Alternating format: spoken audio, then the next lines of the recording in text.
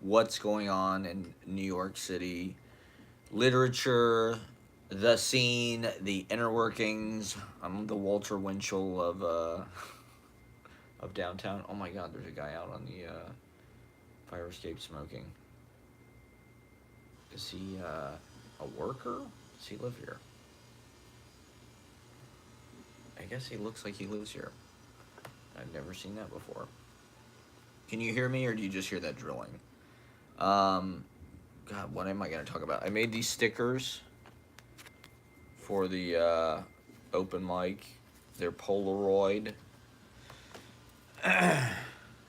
printout stickers. There's just a lot of action going on tomorrow night. Tomorrow I'm going to the Algonquin Hotel to meet up with my friend's lad. It's just like, ugh, I'm a year behind on everything. I wish this would have happened a year and a half ago. I'm a total idiot. It was hard to re-break into society after the pandemic. And I feel like I'm just now starting to, like, okay, we did this poetry salon in the apartment on Sunday, and it was so nice. I wish that I had started doing that a year ago. But I didn't know anybody at that point. It's like when I moved back, I had to kind of start over socially in a lot of ways. And to be honest, the open mic is just like a. It's not only that because I do go out to a lot of other stuff and meet people at other open mics and readings and things. The thing about an open mic, it's a great way to meet people because you get to kind of display yourself on stage. Everybody kind of gets to see who you are. You have an automatic conversation starter. Oh, I liked your poem. I liked X, Y, or Z about it. I noticed the reference to uh, whatever it may be. And then you start a conversation. Whereas a lot of these events where you're like an intern or you're on staff or whatever, I don't know. It's a little harder. It's like you're invisible. You're just part of the help. I don't know. Now that no one is watching this, but maybe people will watch this. But I have some kind of responsibility or obligation, or I'm kind of. These have always been such a personal, private. No one watches them except my friend Kiwi, whatever Kiwi Mountain in Norway. He's the only person that watches. But other than that, so anyway, we did this poetry salon here. I want to do movie nights. I want to get people keyed into my videos. Nobody watches my goddamn YouTube videos. Are these Columbia kids turned on to my Scenes from a Life TV show? Have you guys watched it? I bet Gen Z would be into it. Go back to the beginning. I want a Gen Z perspective. I want that Zoomer dynamism. Zoomer dynamism is going to make me have a heart attack. I've never felt more middle aged than being around all these young people running all over the place. They're uptown in Morningside Heights. They go out to Brooklyn. They come here. They go back uptown. It's like crazy. Oh, I wish they would stop the damn drilling. These rich people can get away with anything. If you have money, you can renovate whatever you want. Just get permits. Noise pollution, construction crews everywhere. These people don't even live here. They just have people working on their fucking houses. Uh, but watch my TV show Scenes from a Life. It airs every Monday. That's your assignment. Whoever, it's not just kids from Columbia. Whoever wants to watch my live stream. I mean, part of what I want to do, I think, with this just easy paradise, let's say, and the rot core kind of apparatus.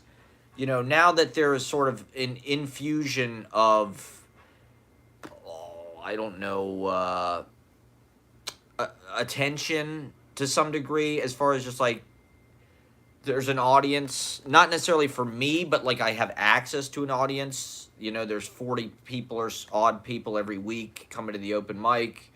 There's people following my Easy Paradise. I think I've gotten probably 300 followers, maybe more. since I started doing the open mic.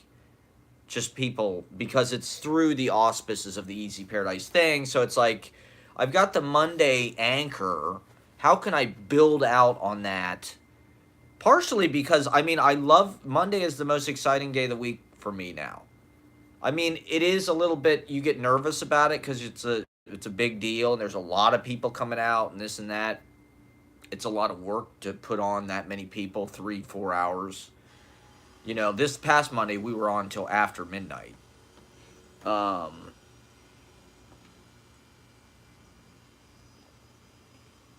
we started a little bit late, but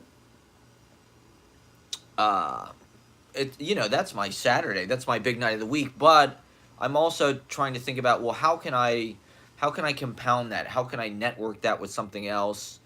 How can I anchor so this salon, right, can be sort of an auxiliary. We have the open mic, certain people from the open mic, maybe I'd like to keep the salon to like maybe 6 to 10 people, depending on how well people can behave themselves. Like I'm a little bit sensitive about having people in my space, but I gotta say Sunday went very well. It really was not a mess or anything at all. There was very little trash or anything left over. People didn't really track any kind of like, people took their shoes off and shit like that. I mean, I got a lot of books and shit just laying around, so like I don't want people stepping on shit, but that's the big reason why I haven't had a party here, because like I don't want people stealing things, like my books are everywhere. I wouldn't say my apartment's like dirty, but like there's some of the surfaces are not that easy to sit on. There's books all over them and clothes and shit.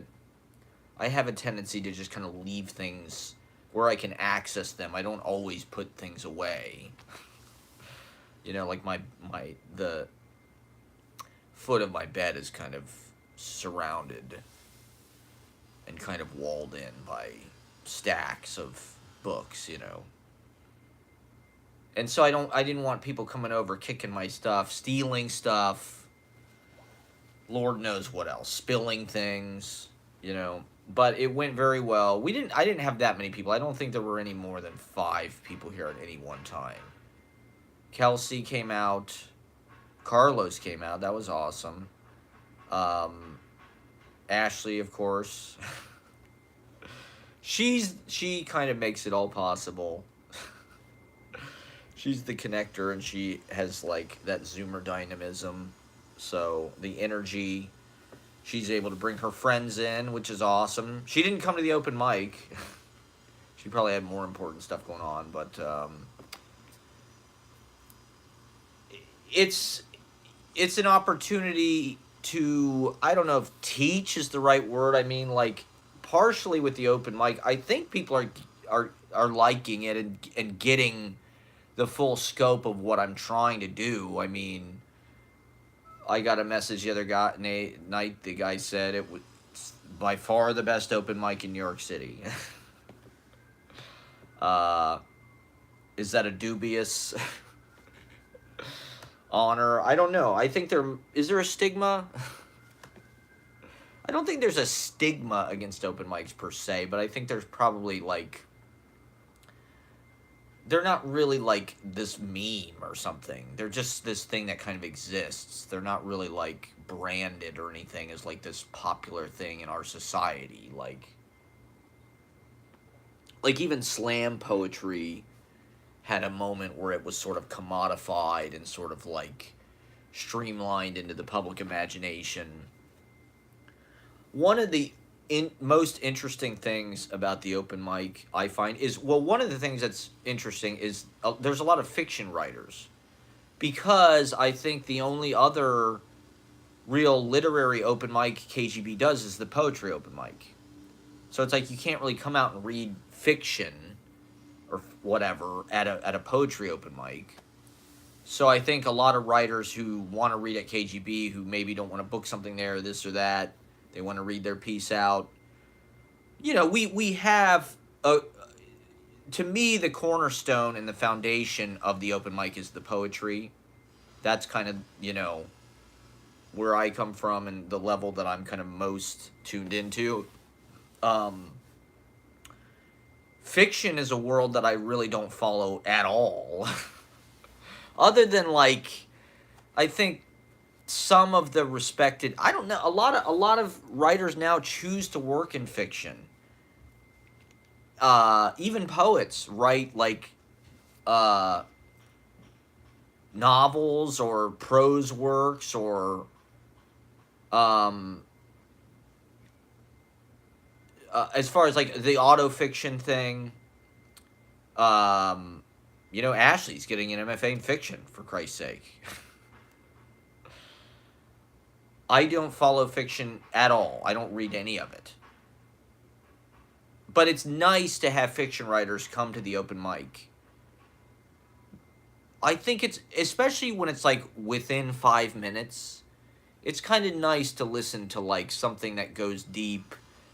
I can kind of fall. I don't know. I'm not a. I like fiction. I like anything people want to bring to the open mic. To me, like it's just a blender. Throw everything together, put the top on, and make a delicious daiquiri, or milkshake, or protein shake, or green juice, or banana coconut.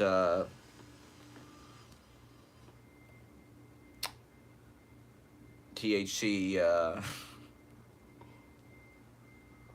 vodka. That's kind of what the open mic is. It's kind of nice to have that. You have poetry. The comedians, I must say, I don't know. I think there's a little bit of a war or an animosity between the comedians and the poets, particularly. I don't think the musicians give a fuck. I think the musicians are just kind of down with everything. There was only 3 musical acts on Monday, which I was kind of, it's nice to have music, to be honest. You can break things up. My only thing with the music is it can take longer. It takes a little bit to set up, to plug the shit in. It doesn't always work. I don't really know how the board works completely. I do my best, and 90% of the time, everything's really nice. But there are certain times where certain things don't work, or the DI doesn't work, or this or that. And so it's a little bit of a, comedians, boom. They just get up, they do 5 minutes, they're done. Poets, they get up, boom, they're done. But I think the music can kind of cast a spell. It's important to have the music. It's just weird that it's even like considered a somewhat, novel or unusual idea to put all this stuff together. To me, it goes very naturally. It's like having a meal or something. You don't just want the same fucking thing. I mean, that's one of the things one of the comedians remarked on. He said the transitions are super abrupt, or like the kind of mood. I forget the word he used. The kind of like tonal transitions, or like there's abrupt, and like I get that. It's like New York. It's like subway trains come in every 5 minutes, every 3 minutes. That's kind of how the open mic is. It's like there's gonna be another thing coming on. I'm the conductor, and we got to keep the trains moving. And we're in such a fucking short attention span culture. I think people are used. It's like TikTok. It's just like here's a mood. Boom, here's a completely different mood. Boom, here's a completely different mood, and it's like, I mean, there's something to be said for allowing things to kind of go deep and expand and do that too, but the open mic, I think, just by the nature of it, trying to get all these performers on, and by having all of the different genres, obviously you have a bigger audience, you have a more diversified audience, you have an audience of poets, comedians, musicians, people that just came to watch, fiction writers, whatever, weird kind of East Village neighbor. There's this guy, John King. He's got one of the most hardcore acts I've ever seen. This guy is amazing. I'm gonna put him on early next time.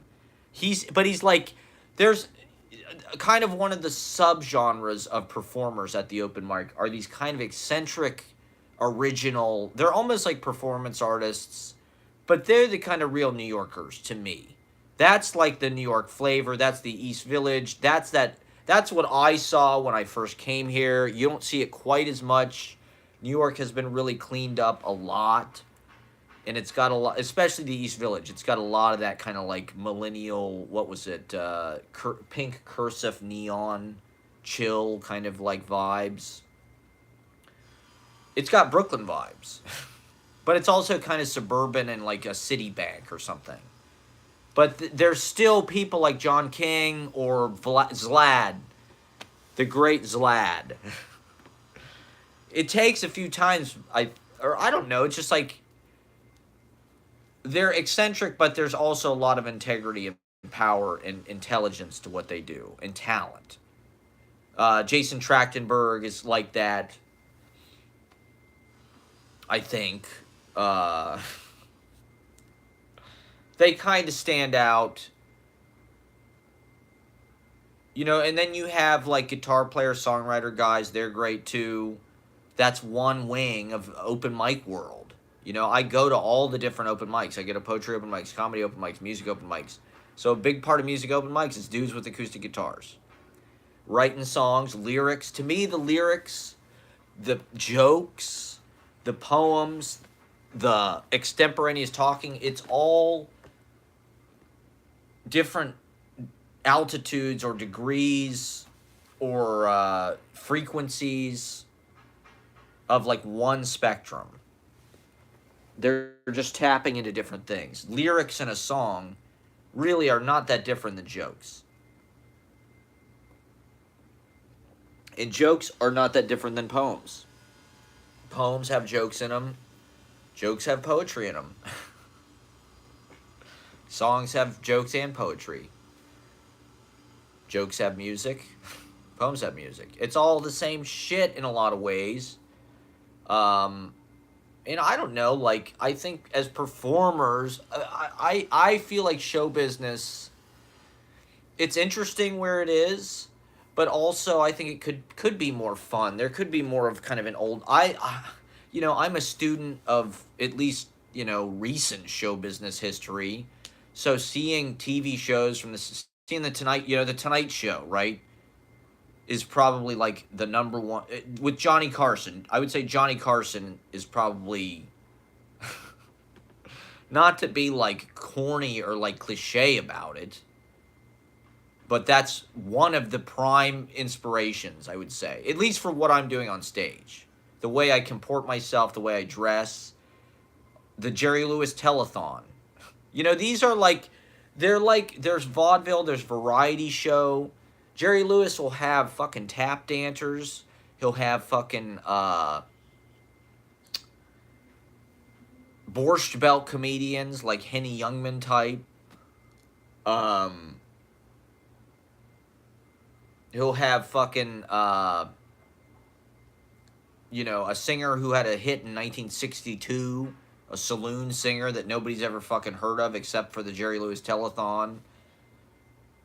Like, it's this huge, huge kind of big top spectacle with razzmatazz and showmanship. I mean, that's not something you often see at like a literary open mic.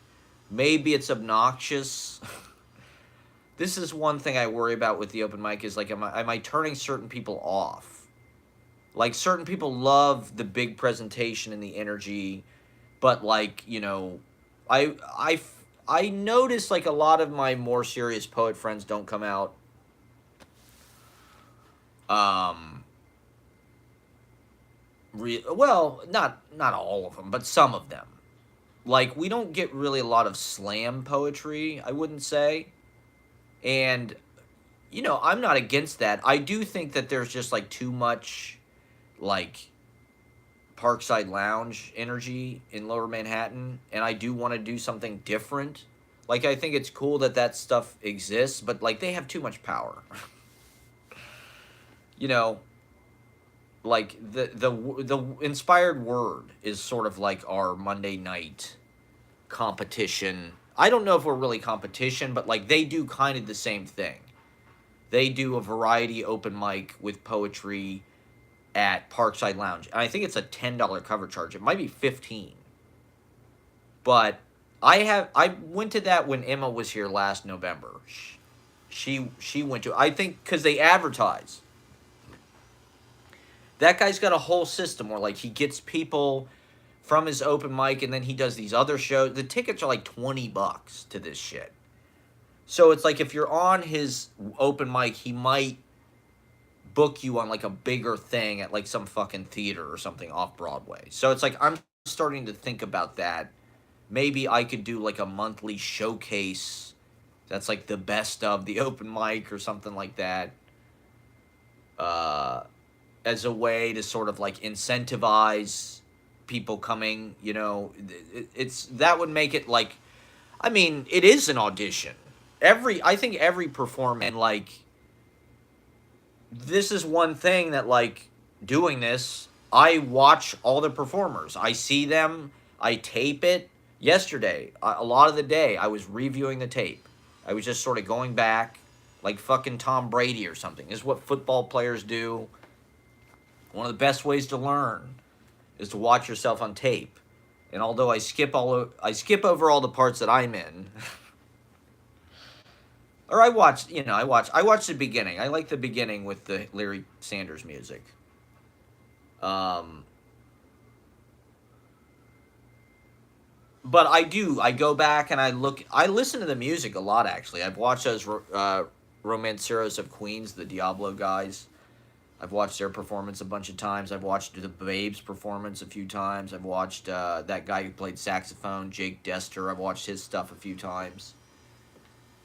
And I go back and I listen. I mean, I wish I would have. I only got about the first 2 hours of the first, 7 or 8 open mics. The last night I got about 3.5, almost 4 hours. So I got most of the performances. But I go back and I watch Chase McCauley's story. Certain stuff is memorable. Certain people stand out. This guy, Miles, from Illinois, he messaged me today. He's coming back to New York in January, so he was asking me what venues he should apply to. I have an inside eye on all that stuff. So, the open mic is a good way to get plugged in. Unlike that inspired word thing, first of all, it's not as good of a location. So Parkside Lounge is way further away from the trains. And it's just kind of this, like, tucked away thing. Like, the KGB thing has this excitement. It has this kind of, like, storied, kind of, like, vaunted history and reputation. So the fact that you can participate in that, I think, is exciting. If I was a tourist, or if I was in from out of town or something, and I had one open mic that I would go to, it would definitely be the KGB open mic, because that's something that you can tell people wherever you go. I read at KGB bar, and they might be like, oh yeah, I know that place. That's a famous literary fucking bar. Parkside Lounge, nobody is going to know what the fuck that is. Like, maybe they'll know the inspired word, but like, that's just because they have Google AdWords and shit. But I'm an open mic troubadour and warrior, and I love open mics. I think it's where you can cut your teeth. I just think it's a great form for a lot of reasons, actually. I've probably gone into it before, but like, in these world capitals, especially, like going to the Au Chat Noir or the Culture Rapide open mic in Paris, which I would say is like a comparable, or the open mics I went to in San Francisco and LA, although they're not as like, these open mics in Paris had this feeling of like centrality. It felt like this was like, if you were just trying to get plugged in, it felt like there was tons of different streams of work, of mediums, that were coming together. And it was a really exciting. It was in this basement. You know, there were mimes, there were actors, there were musicians, there were poets, slam, there was this, that. So it felt like, you know, there were 40 people that went up or whatever. It felt like not only like, I mean, the show can be a little bit of an endurance challenge. Although, to be honest, 3 or 4 hours is not that long. You know, there are plays and shit that are 24 hours long, or like, I'm into that shit. New York used to be a city of marathons, you know, marathon readings. 3 or 4 hours is really not that bad, but it's sort of a mini marathon, let's say. It's a 5K. But if you want to intake, if you want to see where the underground really kind of is, you know, this is something I've been thinking about too, is like, I feel like I've probably existed like in the underground, actually. You know, we're in such like a publicity mad, like, I need followers, I need views, I need attention. And yet there are tons of artists out there that don't really have a lot of social media followers or presence or anything. To me, that's sort of the underground in a way. The people that aren't successful and media stars, the people that aren't social media stars, the people, god damn, that drill is fucking pissing me off. I'm gonna move into the other room. That drill is just like killing me. Like, it's just like interrupting every fucking thing I'm saying. It's probably fucking Peter Thiel's house. Oh yeah, speaking of which, I tried to watch this fucking somebody told me there was a Tucker Carlson interview with this guy Curtis Yarvin, whose fucking name I've heard bandied about here and there. And I was just trying to figure out who the fuck is this guy? What is he about?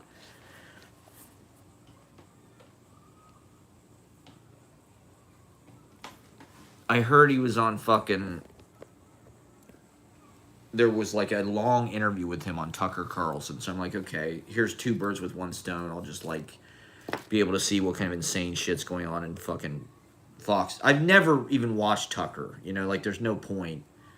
And then and I couldn't even watch this interview with this guy. He was such a fucking idiot. I mean, literally, I watched probably about 15 or 20 minutes, and the guy didn't say one thing that even made any fucking sense. You know, it just sounded like...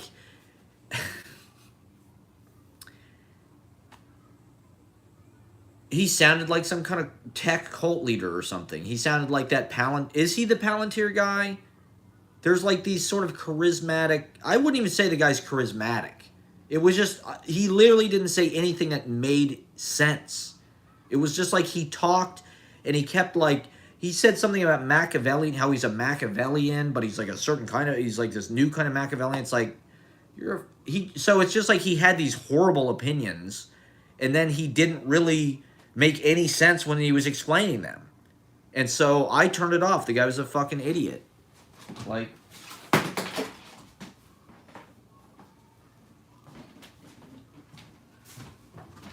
I think this is a big problem with, like, the fucking tech thing.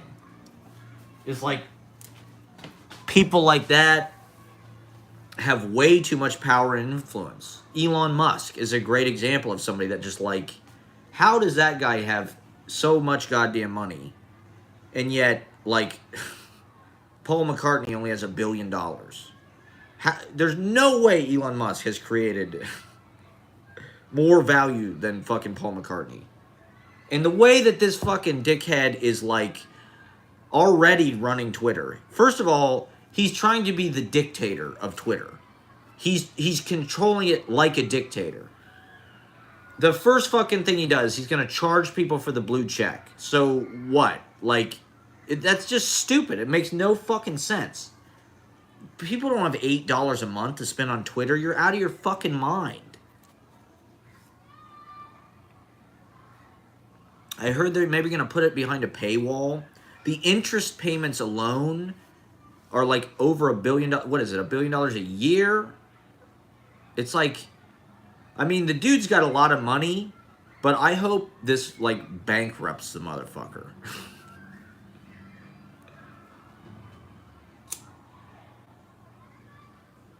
So his thing with the verification didn't work out because all these people paid to imitate his ass.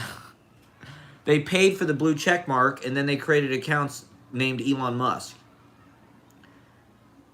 So the so-called smartest guy in the world is a fucking moron. He got completely, you know, this is like the economic system in a nutshell. These people think that, like, they understand the market. We're going to control things through money and through the market. And by, like, making people pay to prove that they're verified, that's how, like, we're going to make Twitter, like, a legit... Because everybody has $8 a month to fucking spend on a free service that they don't even want to be on, that ruins their life. Like, he has no concept of what money is worth, first of all. $8 a month is absurd. It's just he spent too much money buying this fucking thing, so he's trying to get money back. I hate this fucking clown. I just wish I had... How do I... You know, I have no money.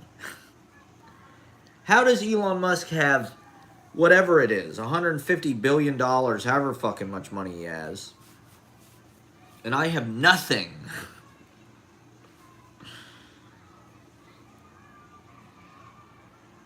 Like,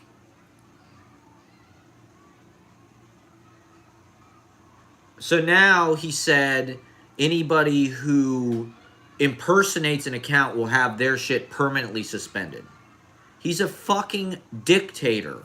He's, you know, the whole point of him buying it was to, like, allow free speech and prevent people who were exercising their free speech from getting their accounts permanently suspended.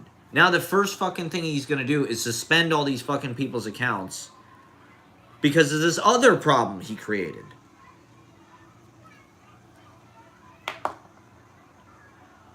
He's just an idiot. Anybody who thinks that that guy is like he has a certain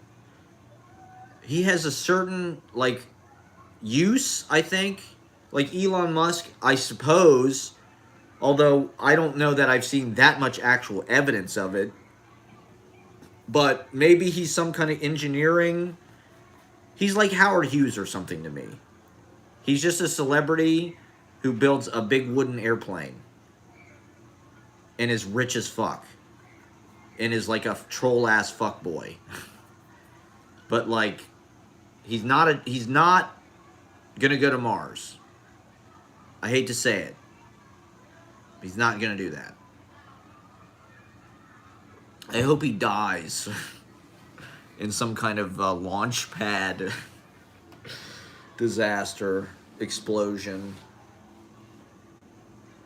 Or his Tesla blows him up or something. Cornette's podcast is pretty much my favorite thing. If you haven't listened to Cornette's Drive-Thru on Apple iTunes, it's highly recommended. Even if you don't give a shit about wrestling, Cornette, I think, is probably like the funniest person on the internet, actually. Now they're drilling out here. Do I even have anything to say about poetry or literature? There's exciting things. It's just about tying all this stuff together, right? So I was talking about these open mics in Paris, or like, you know, getting all these mediums together, getting all these artists together. You know, like that's what Poetry Project Marathon, right? That's what that is. You see musicians, you see filmmakers, you see poets, you see performance artists. Like, that's vaudeville. That's a variety show. I think that's a way to keep it interesting. The one thing about the facility that's a little bit of a drawback is there's nowhere for people to go to just like chat. It would be nice if there was like a little, because it's on the third floor, it's just kind of hard to get up and down those stairs. And there's no break really. So it's like people kind of shuffle in, the show starts, and then like they can't really talk because the show fucking is going on for 3 hours. And, you know, it would be nice if there was a place where they could go and like smoke, get to know each other, kind of bond.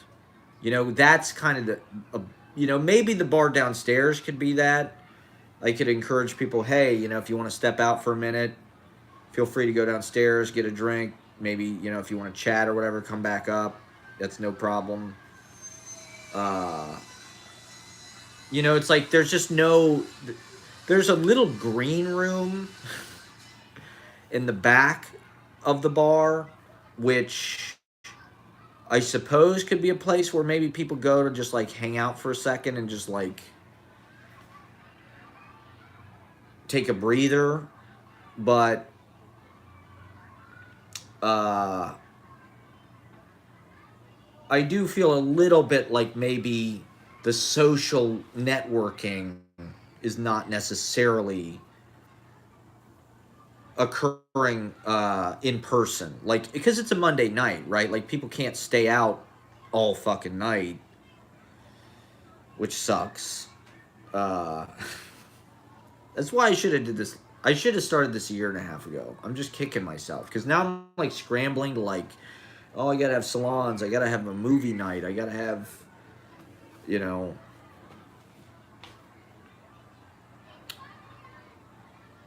I think it's good to have KGB as like a home base outside of the house because you're always moving, you know, you're there's just a number of things about having performances in your house or gatherings in your house that like it can be it's definitely fun, but like leaning on it as some kind of long-term like permanent thing is a little difficult to do if you don't have that kind of circumstance, you know, which like in New York, it's not, as we know, it's not always easy to come by. But, you know, having this thing at KGB, it's a place to entertain, and it's a living room, really. There used to be that bar called the Living Room on Ludlow. Then they moved to Brooklyn. Are they still around or did they close? I think there's a living room in Brooklyn.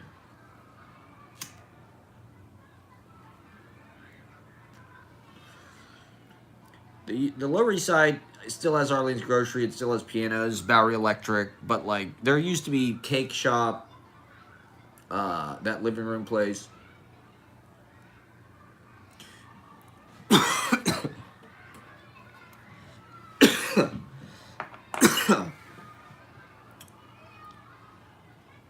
I mean, I'd like to get.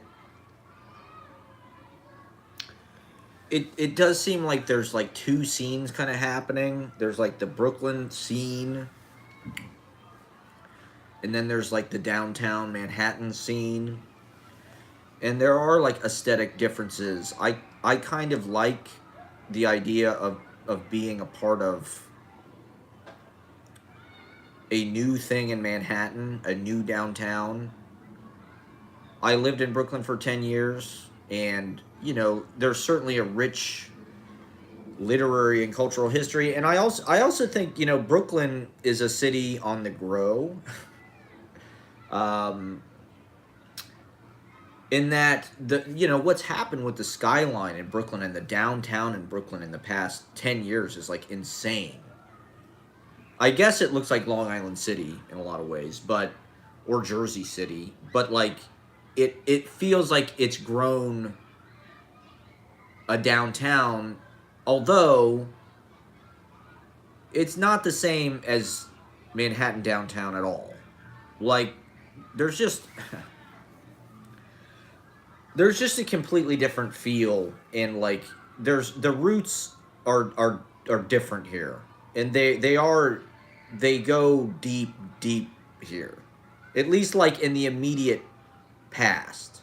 Like Brooklyn, it feels like the literary the real like young kind of literary scene has really only been a thing there for maybe the last 20 or 30 years. Whereas like Manhattan, you fucking, it's interesting to see a whole new generation of young people, Zoomers or whatever, going to Bacaro or Clando or whatever the fuck, Lucien, and who care about writing. Do they like Bright Lights Big City? Do they like Jay McNerney? I was wondering. Everybody likes Bret Easton Ellis, but what about Jay McNerney? To me, Bret Easton Ellis is not even a fucking New York writer. Like, Joan Didion, Bret Easton Ellis, these are California writers. They lived in New York for a short period of time, but like, to me, Jay McNerney,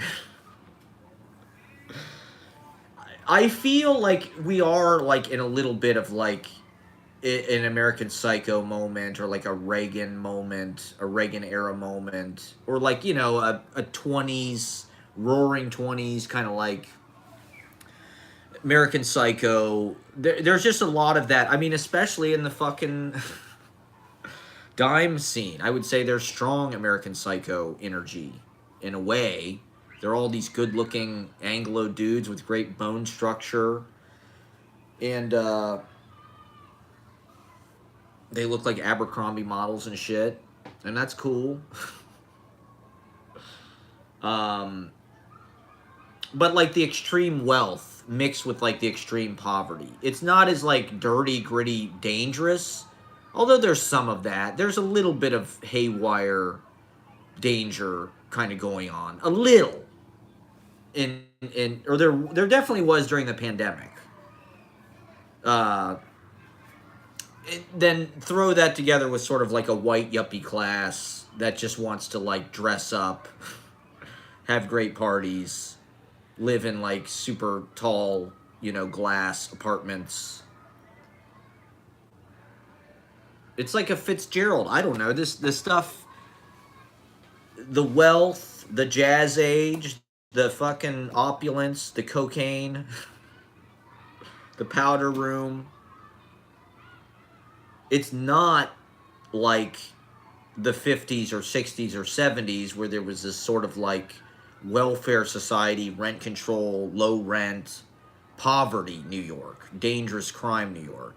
It's more like, I mean, that's not to say 80s was, but it was the beginning of the gentrification in this sort of American Psycho moment. The Giuliani thing was sort of right around the corner.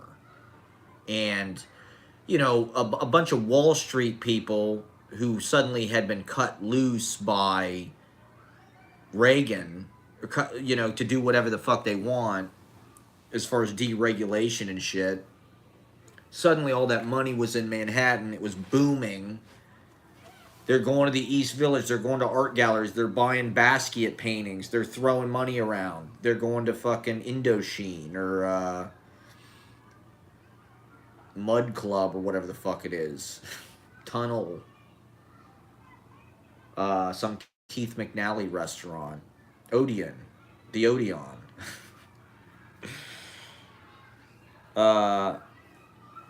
My friend was telling me her friend who came to the salon works at the Odeon. She was like, that's not cool. Their food is mid. It's like, it's still the Odeon. Their food has probably always been mid. Like the food at Max's Kansas City wasn't any good. Or I think it was okay. Maybe it was good. I don't know. It wasn't like gourmet shit. It wasn't like going to Daniel Boulot restaurant or something, It wasn't a fucking artisanal farm-to-table restaurant. It was like, that whole fucking culture sort of occurred during my lifetime. That's one reason why I am so against restaurants and shit. Because it's been one of the prime... It was like this yuppie consumerism, expense accounts. It created a service class, right? You move to New York, you want to be an artist, you're in the service class. You're a waiter, you're a bartender. You serve the Wall Street people. If you can even afford that, now if you're in the service class, you got to live way the fuck out in Brooklyn or something because it's so goddamn expensive. You can't even live. You know, like I was. There was something Jon Stewart was talking about how when he first came to New York, like in the '80s, and was doing comedy at like the Comedy Cellar. He lived like on Grand Street. He had a 2-bedroom apartment on Grand Street or something. Or he had one roommate. I don't remember what the exact story was, but it's like we don't live in that world. I mean, the pandemic was a weird kind of like opportunity where just like it gave people my age a chance to like see what it's actually like to live in Manhattan and sort of not necessarily work your ass off totally all the time. But I don't know. We'll see how that goes going. I would like to stay in Manhattan, definitely. Like, even if I had the choice, I would definitely want to live in Manhattan. Like, I think it's an opportunity to make the culture. Like what I saw in my first 10 years here, and maybe this was just because I didn't live in Manhattan, but it felt like because the Brooklyn thing was like so culturally like trending, like all of the magazine writers fucking who work in Midtown or whatever, everybody, Vice magazine, the whole culture was like it was the Brooklyn, you know, from about the early 2000s, whatever, 2005, from the Yeah Yeah Yeahs and all of that shit, you know, through Peter, Bjorn, and John, and We Are Scientists, and Animal Collective, and who was the other fucking band? Grizzly Bear.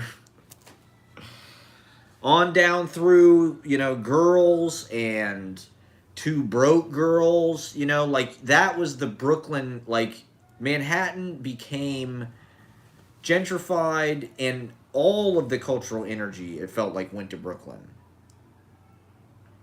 Maybe, like I said, maybe that's just because I lived there. But I'd come into Manhattan and I'd see what was happening. The Dime Square thing was not happening. There was a sense that downtown was like a thing of the past. You know, you'd go to the Poetry Project Marathon and you'd see like old people who like this was downtown. Philip Glass and Patti Smith and Taylor Mead, and it was sort of fading, and there was a sense that like, well, downtown is just like gone. Everything's in Brooklyn because downtown's too expensive. And then I don't know what it was about the Dime Square fucking thing. Like, maybe they had some kind of dark money.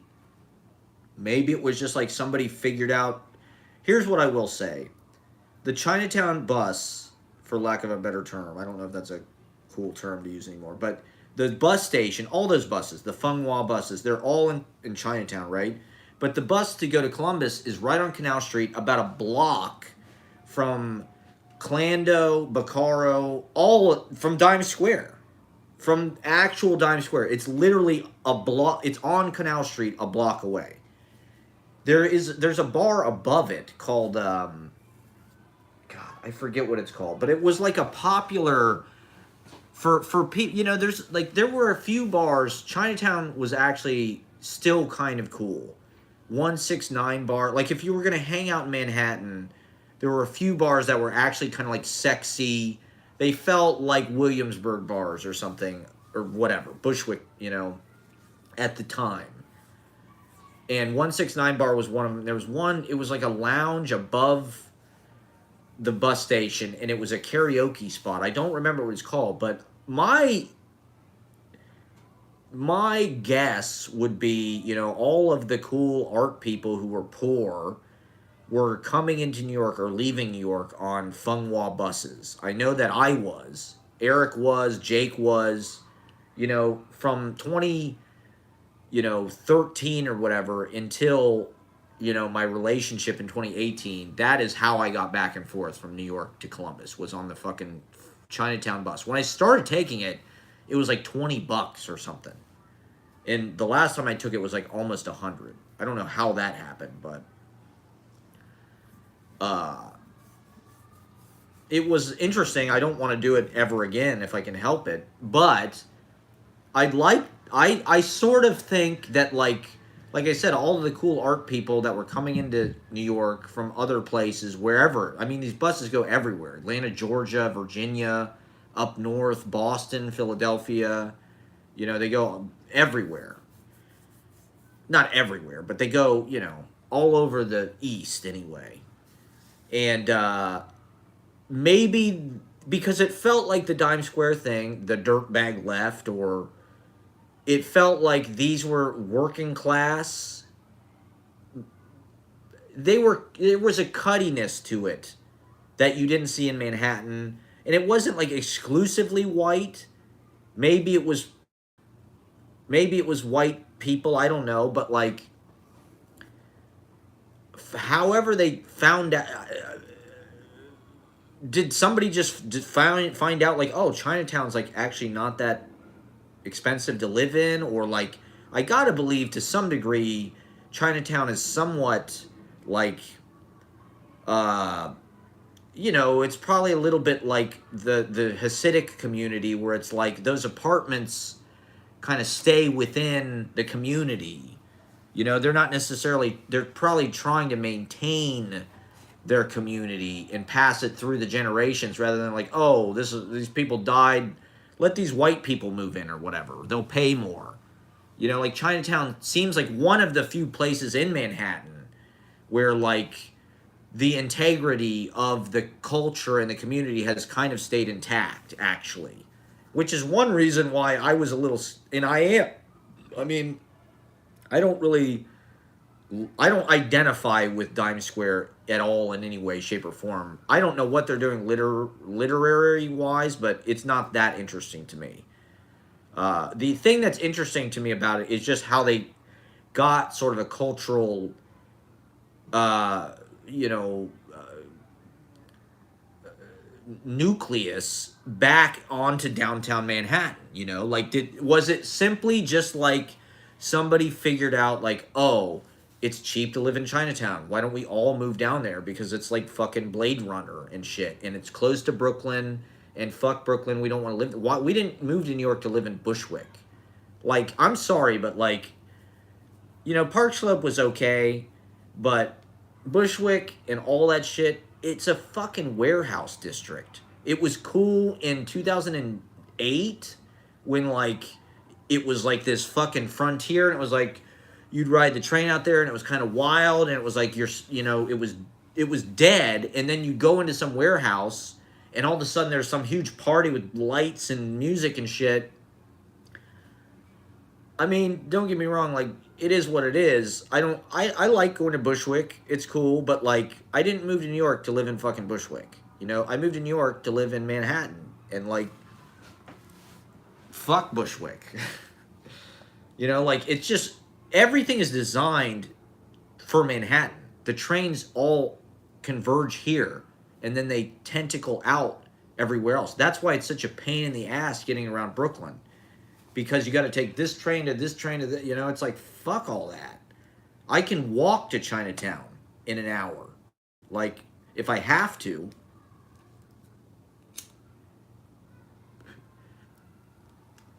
But is it a part of some kind of bigger real estate campaign? Like, you know, the East River Park thing is right there. You know, like, to me, Chinatown, if I was a white real estate developer, if I look around Manhattan, I would see Chinatown and think, well, gee, there's probably a lot of fucking money that could be made here, because, like, it's beautiful. It's like it could be the West Village. And it sort of has become that in a way. You know, if there has been, you know, a bohemian youth neighborhood in Manhattan anyway, of people who aren't just a bunch of fucking like bankers. You know, like I don't know if it's a bunch of trust fund kids. I suppose it probably mostly is. But I know some people that like work in bars and shit and live down there. Like Tony, he's a teacher. He lives somewhere down there. I know another guy who's like a bartender. He's got a studio apartment somewhere down there. It's like it doesn't seem to be exclusively just like like fucking, Williamsburg has become. Like Williamsburg is like the William Vale and all these condo towers and shit. Like Dimes in that area, Chinatown, it felt like, Brooklyn became the expensive place because everybody wanted to live there. And so maybe it was cheaper. I mean, especially during the pandemic, the rents went way down. But so the Dime Square thing was happening even before, like, uh, the pandemic. I mean, that energy really started, I felt like, because of Trump in a lot of ways. That's another reason why I sort of am like, I find it kind of sus. Because, like, granted, there were probably those people, some of them, I don't know exactly what the timeline is. Maybe some of those people moved to Chinatown in 2014 or before that, even. But my sense of it is, like, what? The Red Scare thing. And I remember seeing that Dasha chick on InfoWars, and that was like around the time of the election. Maybe it was before. She was like in her Sailor Moon outfit or whatever the fuck. And she looked like Parker Posey or something. She looked like, oh, this is going to be the new Parker Posey. And it's just like the whole thing feels like a psyop and setup. It feels kayfabe to me. It's a work. The whole thing is a work. But that was like 2016. And then the Red Scare thing took off. Then there was like the dirtbag left. When was the first time the New York Times ever said the word Dime Square? Probably 2016 or something. So maybe it existed a few years before that, but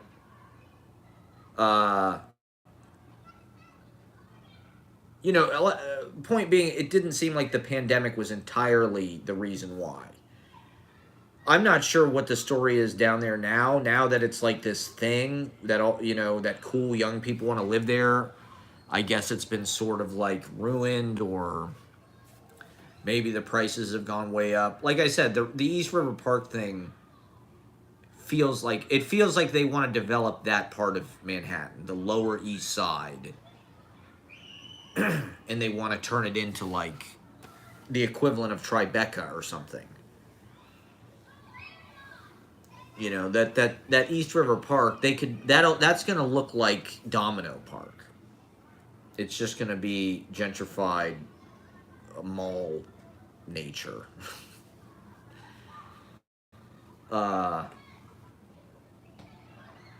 I don't know. I saw that that literary magazine, because a lot of these magazines are like at these bodegas downtown, like Iconic, or these different magazine stores. And I looked at, I forget where it was, but I think that magazine, The Drift, it looks exactly like N+1. Like, I don't know if they did that on purpose, if that was like a joke. Maybe that was like a theme issue. But it literally looks exactly like N+1. They had an N+1 next to The Drift. And I was like, they copied it. I mean, maybe if I was a Zoomer and I moved to fucking New York in 2017 or whatever, or 2020, maybe like N+1 would be like this like legendary, like, wow, I want to be just like I want to move to New York and be just like N+1. I want to be just like Keith Jessen. And maybe that's what they did. Maybe they're just like, we just want to do exactly what they're doing. I don't know. N+1 is okay. To me, it's kind of the epitome of like millennial literature. It's sort of weirdly conservative, it feels like. Or it's just like overly, it's just like prude. At least like the way it looks and shit. There's nothing exciting about N+1 to me, really. I read some stuff in there that was pretty good, but it wasn't like revolutionary literature by any stretch of the imagination. I don't even think they tried to do that. It felt like the Partisan Review or something to me. Except, like everything with our generation, it had a little bit of like this pop culture Like, even when you're talking about, like, serious issues, it has to have this kind of, like, pop culture. Like, oh, you know, our policy in Iran is like Home Alone 2. Or, you know, some stupid shit like that. Or, like, here's like, a thought piece on, like, you know, VH1 reality shows or whatever. It's like, gee, N+1. This is why millennials suck. Because they think Jersey Shore is like Baudrillard or something. Let me write a thought piece that like ties like the situation with like Roland Barthes. That's like that's what literary people in the industry, that's how they like signify that they were cool and smart. They were both hip and like I feel like people just want to live like in this like 90s childhood forever. Like it was corporate. They sold it to us. It was bullshit. All of it. All the toy commercials, all the sitcoms, all the Full House. It was all horse shit. Boy Meets World. We were overprotected. The Jurassic Park. I was thinking about this. If you want to understand millennials, all you have to do is watch Jurassic Park and watch Hook. Because that's where you'll see we were overparented. We were overprotected. Like Steven Spielberg, these fucking boomers, when middle-aged, they overprotected their kids. All of these fucking guys in Hollywood sent their kids to like these special schools like the Santa Monica School or whatever the fuck it is, and that's why they have these extreme fucking woke politics, for lack of a better word, because they were educated in these extremely privileged circumstances.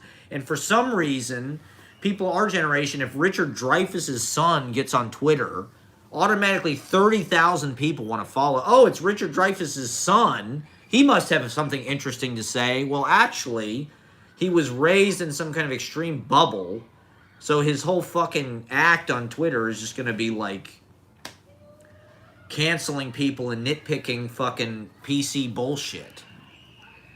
Our whole generation was just fucking famous people's kids. It was nepotism. It was like royalty passing the bloodline on or something. There's been no room for just a talented outsider to sort of hard scrabble their way through the ranks in the big city.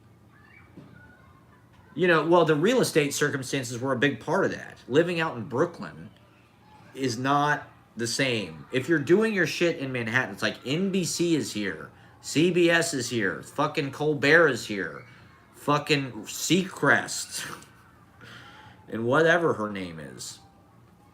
Like Howard Stern, it's all fucking here. It's not in goddamn Bay Ridge. It's not in goddamn Ridgewood.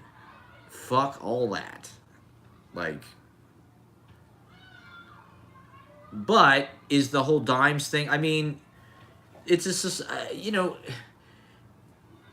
did they pay PR people? Is it a society thing? Why does the New York Times write about the Drift magazine, but they don't write about 1080 Press, or they don't write about Louis Warsh?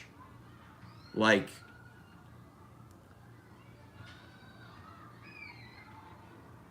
the New Yorker magazine, how did those people just went to fucking elite schools. All they know is people that are rich who can afford to live here. You know, they're not hanging out at a dollar store in fucking Grove City, Ohio for the first 20 years of their life.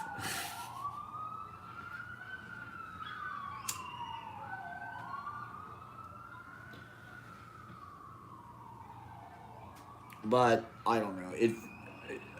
We got to make noise. We got to try to make something happen. You know, I think what they're lacking, like there's I don't even know that these people are good writers. When I picked up that Drift magazine, I was like, this is N+1. It's the same fucking thing. These people are just imitating N+1. To me, what is interesting about that? The same thing with like all these people who like Joan Didion and Bret Easton Ellis. It's like, those are the fucking writers that, like, they're conservative. Or I don't, at least, like, stylistically, they don't seem like they're doing that fucking crazy shit. You know, if you, this is part of, I think, what's getting fucking bulldozed over or glossed over is, like, the new downtown needs to connect with the old downtown.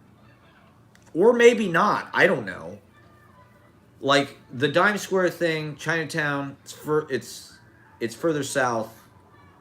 The old downtown is kind of more in the village and shit. Soho. But they could be imitating cooler shit. I'd rather see them imitate the New York School than fucking, you know, Tom Wolfe.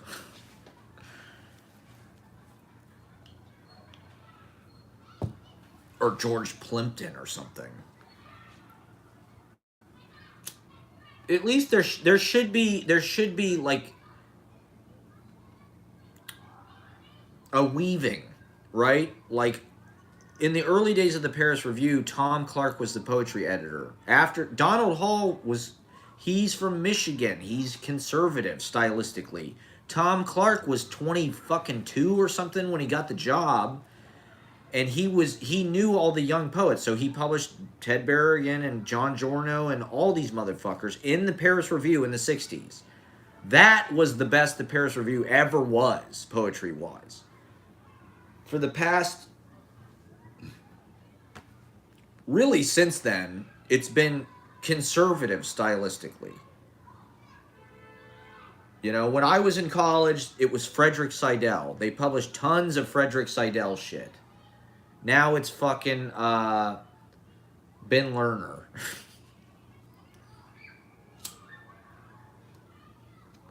They should be publishing me. Fuck Sam Pink.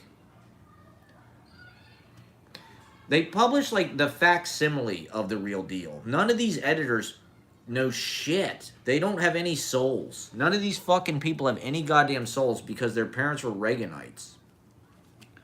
That's why they have no aesthetic. Because they're basically fucking William F. Buckley. They're not hippies. They're not beatniks, right? The beatniks need to have a place in this city. And it's through rent control. And fuck the schools. Fuck the universities. You know, I was reading this thing today about Gregory Corso, and it was talking about, it was important. He wouldn't sign the loyalty oath. He had this job lined up at Buffalo, right? Which is like one of the premier poetry programs in the country. Corso had this job lined up in 1965, and they wanted him to sign a loyalty oath. And he said, fuck you. And so there went his academic career. Somebody had to do that. God damn it. It's just, there is no place for non-academic fucking writing in the publishing industry, which includes academia. It includes all the magazines, all the mastheads. You know, everybody our age, rather than start anybody who was like an achiever, of course they want to work for the Paris Review. Of course they want to write for the New Yorker. They didn't start their own shit with a bunch of people their own age. They went and got MFAs, and then their fucking the head of their MFA program submitted their shit to the editor at the New Yorker or whatever, or introduced them to him at a fucking cocktail party because they paid, you know, 6 figures to do so. I'm ready. Fully fund me. I'm ready for the MFA at any time. Just accept me. I mean, I don't know. I think my writing is too exciting for MFA programs. The MFA people are not smart enough to understand what I'm doing. You know, they don't understand that I'm revolutionizing American letters. And this is the fucking poetry program. This is the university, okay? The open mic, the salon, the various readings I do, the YouTube page, the live streams. Tonight I'm going to film the fucking Ted Berrigan reading. That'll be fun. But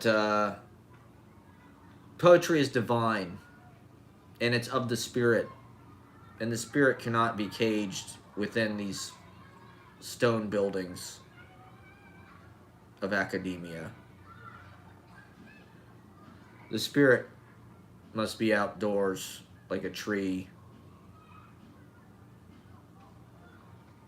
tangling wildly, twisting wildly, twerking. The spirit must twerk. You can't twerk in a fucking workshop. It's not a twerk shop. I'm too fucking free. They don't want you to be this free, man. They don't want you to have this freedom. They want to pin you down, man. They want you to write your little fucking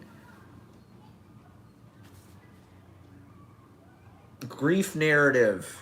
Your little guilt trip. Wrong! I'm pissing in the wind, baby. Outdoors. You know, if you've never read Song of the Open Road by Walt Whitman, I think Walt Whitman is worth considering. Although even he was pretty square, man. Now that I'm looking at Walt Whitman, he was pretty square.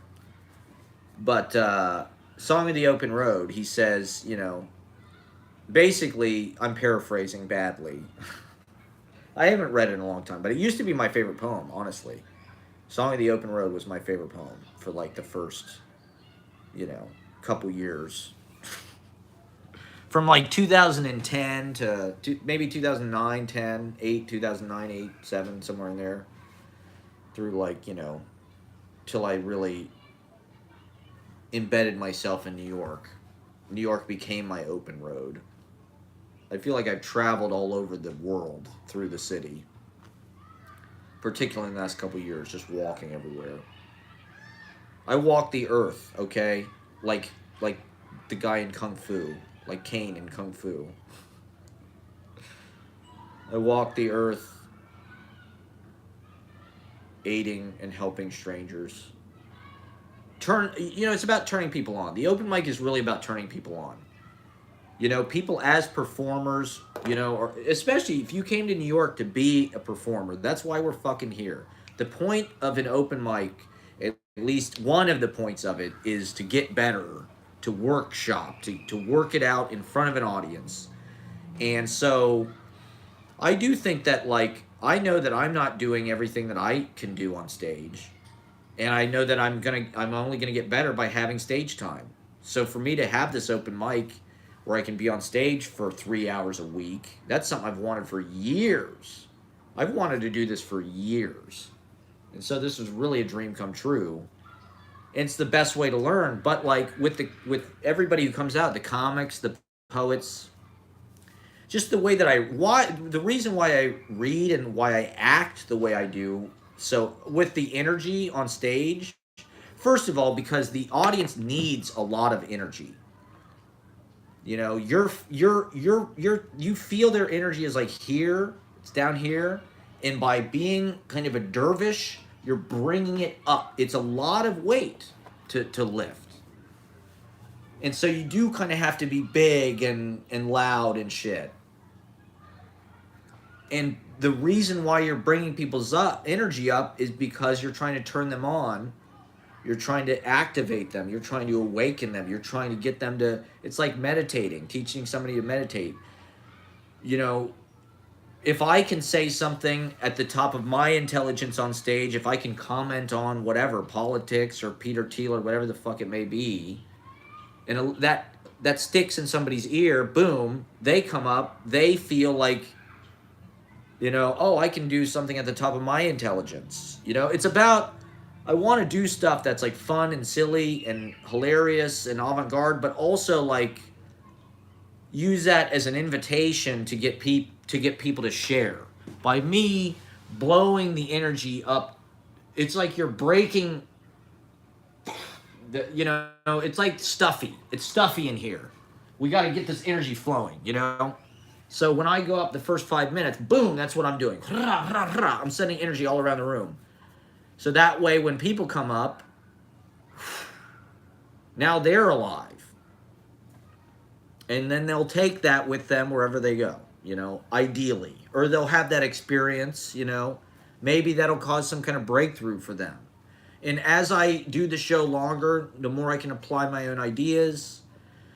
I can be like, okay, maybe this week I'll write a skit or something and do a whole skit, or I'll host it as a character, or I'll, you know, wear some crazy outfit, or do the music differently, or I'll talk about politics, or whatever the fuck I want to talk about that week, you know? Using and making it's like Saturday Night Live. There's a monologue at the beginning, or The Tonight Show. Once again, there's a monologue at the beginning, and then the guests come on, and then there's this kind of cavalcade and kind of parade of different entertainers and acts, and, you know, more things come out of the hat. I think that's really exciting to just, you know, for your entertainment dollar, to go and to see 30 fucking a variety of things. It's a buffet. You know, you see not all the but, you know, one of the reasons that it's good that it's not completely a comedy open mic is, like, some of it's good, some of it's not so good, but it's not just like a bunch of bad comedians. It's like you might see a bad comedian, but then you're going to see a musician. Then you're going to see a poet. And, like, to be honest, like, doing the comedy open mics, I feel like a comic, to be honest. It's a part of me. It's something I've always wanted to do, and now that I've started doing it, I feel so free, and I want to continue to do it. It's so fun. The comedy shit is so goddamn fun, dude. And to be honest, they're all pretty bad at, like, wrangling, like, any kind of political, radioactive, kind of correct material. They're all pretty bad at it. And to be honest, not even that many of them are funny. But a lot of them have smart things to say to some degree. Or they're just interesting people. There was this one comedian who performed who had these amazing jokes. And she just kind of drilled through them in a way that was, like, super tight and cool. But I was like, those jokes were actually really well written. You know, so there's different things you notice about different comedians. There was one comedian who came up this week who had these really thoughtful things. He was talking about how he was the one who mentioned how it changes tones so fast. It shifts tones so fast. He's like, it started off like this WWE thing, like, are you ready? He got that. I was doing the Triple H thing. I did the, are you ready? It just happened. And then he's like, oh, then it's, you know, I was like, you know, this guy's a comedian. Comedians are thoughtful people. They're philosophers in a way. I think they work a little hard to fit their things into these, like, little joke boxes that are just, like, stupid as fuck. Like, just, you know, but, like, that's part of the reason why I want to bring them into it. Because I think if I can get comedians creating from a place that's, like, more spontaneous, they can actually be funny. Like, they just have to be funny on stage. They don't necessarily have to do, like, material. They just have to be funny. And, like, certain people I think are funny. Their material maybe is not totally there, but, like, I think they're funny, though. And so, like, I think that's worth seeing, too. I'm probably like that when I go up there and perform. Like, I don't even have any material. But, like, I can be funny. And so, part of the open mic is just, like, you know, that was something Matt Silver said, is, like, you're ready. You think you're not ready, but, like, you're here, you're ready.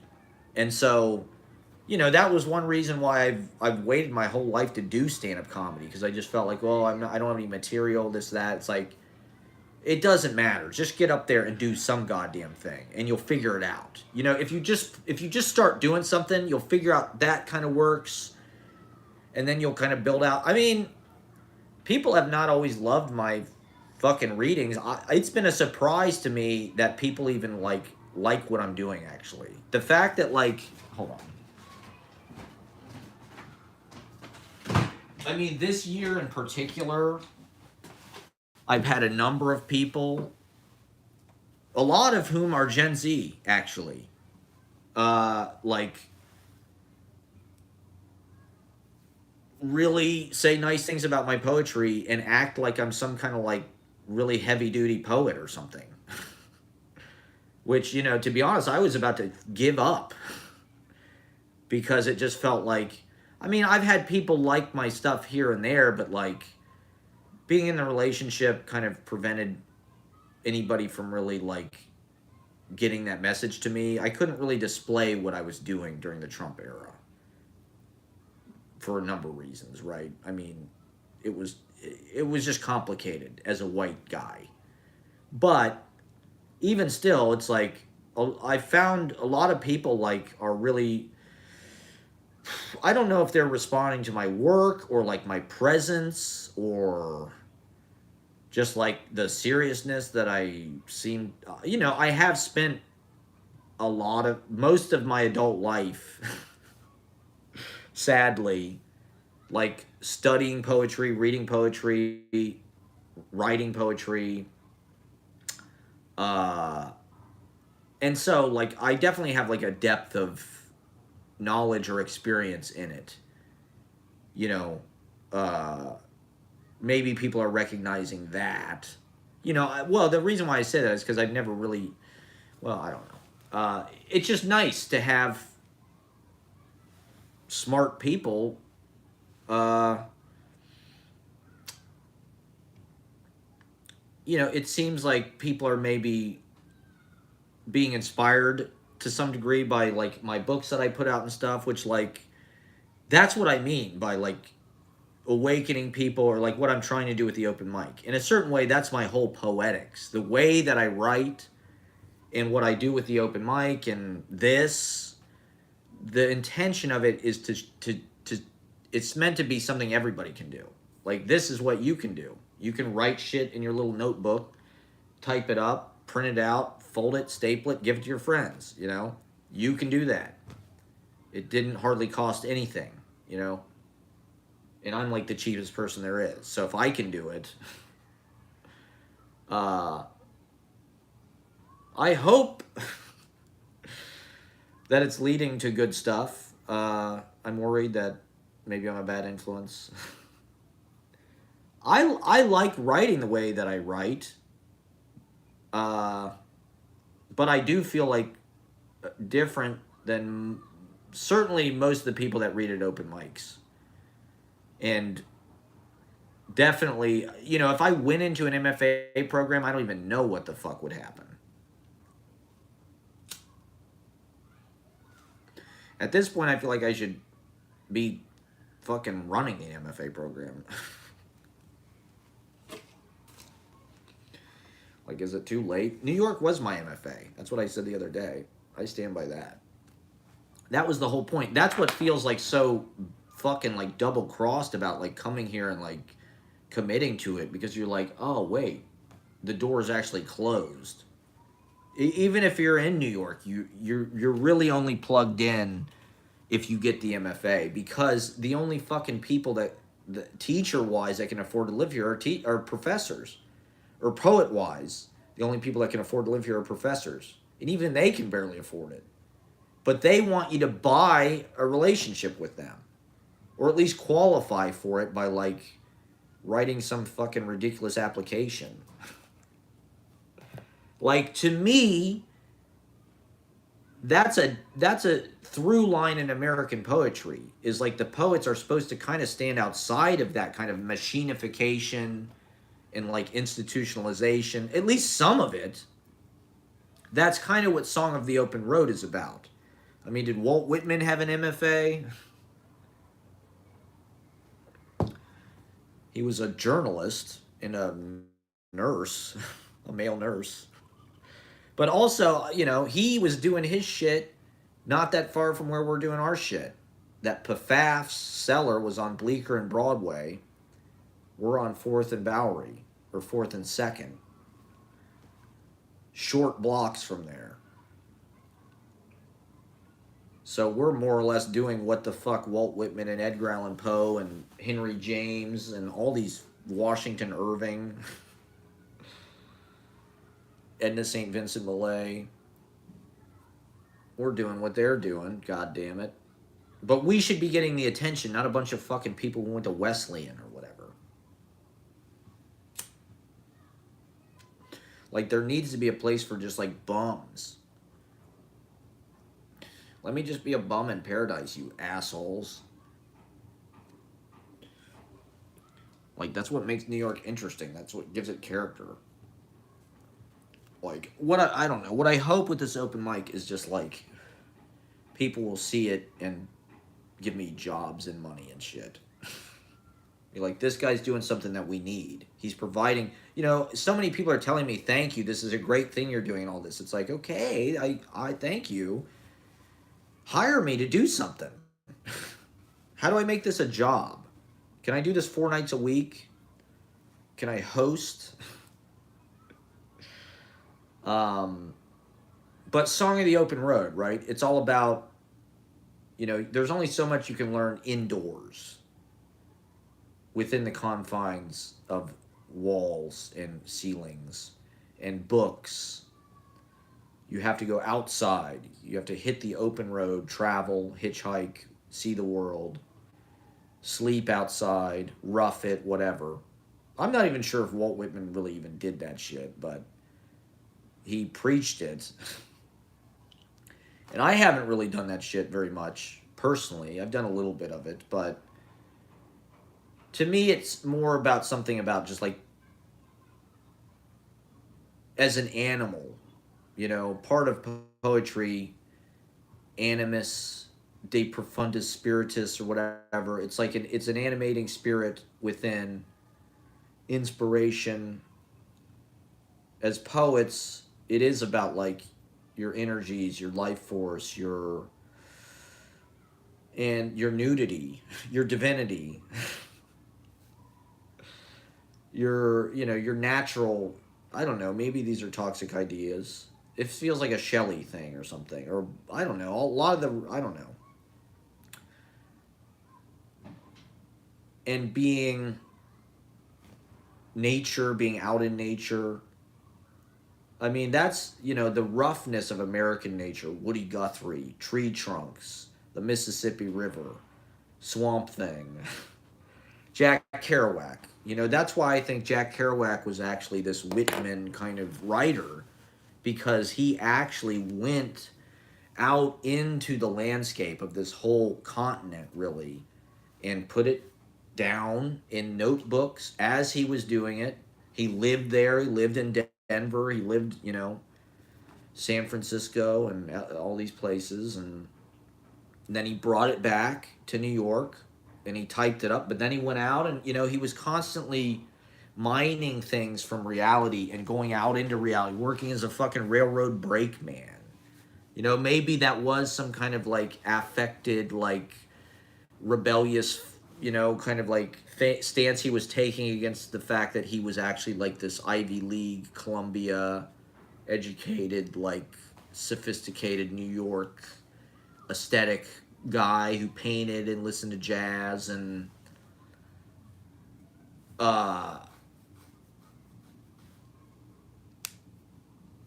but he got the real, you know, his whole thing about common people, common voice, telling it like it's a story you're telling in a bar, you know.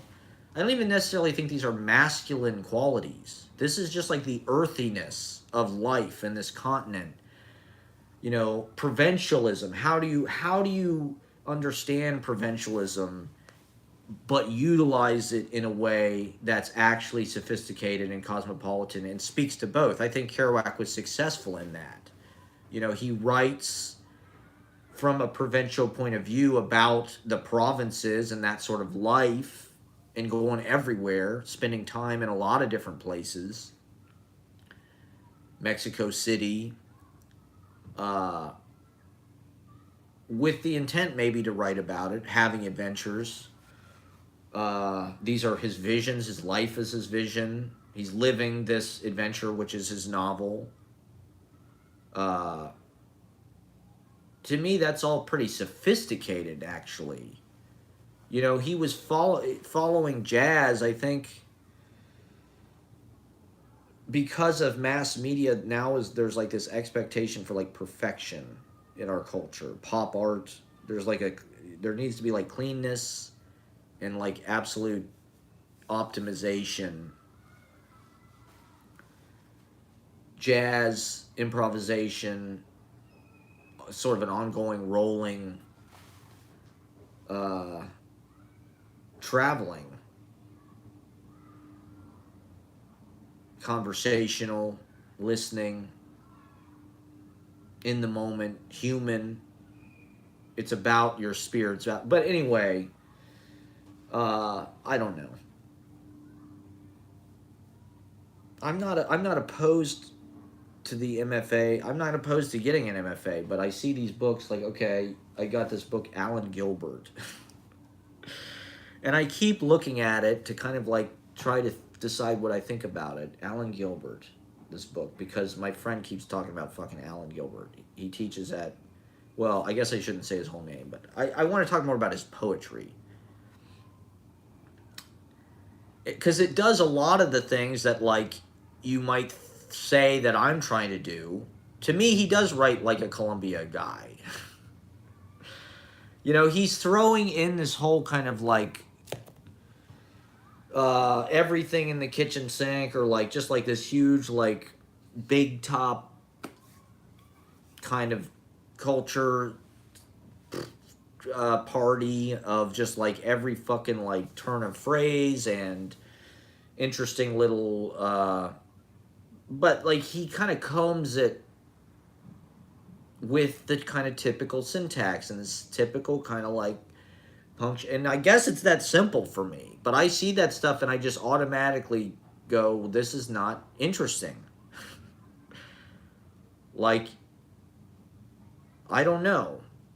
That is like more of a coherent speech communication, I suppose. With me, I am more concerned with kind of the fragmentariness of our culture and the fragmentariness of our mental processes. I am trying to imitate the way that we sound when we think. And I'm really trying to reproduce what happens in the mind. I had this idea, and I suppose in a certain way my work is all this, when I was meditating in like 2010 or something, 2009. And the idea was it was going to be like an art piece. It was going to be mind transcription. And it was going to be a movie with a soundtrack that was like literally everything that I saw in my mind's eye and everything that I thought, every little song fragment, you know, like you have like songs running through your head. So that would all be in the soundtrack. There would be like, you know, if I was like remembering somebody, I would like put like the image that I saw in my head of like them, you know, or as close as I could get to it, right? The idea being I wanted to just like externalize my mind. I don't even know why. It just seemed I guess it was maybe because I had just discovered meditating and maybe I was just like closely paying attention to that as like its own thing or something for the first time. But maybe it was like because it was, you know, we really experience reality through our minds. And so the truest imitation of reality would be like the way that our mind sees reality, which is like, okay, I'm looking out the window right now, but I'm actually like, okay, so I'm seeing that, but I'm actually like seeing something in my head that's entirely different. Like I'm picturing like Columbia University, like buildings and shit, right? So that would be the image. The audio track would be like this, or like, you know, with my diaries, it's like a highly curated, highly kind of stylized pick and choose. It's like the greatest hits of my mind. Obviously, or I tried to more or less include in at least some uh you know uh equitable percentage everything that I think about.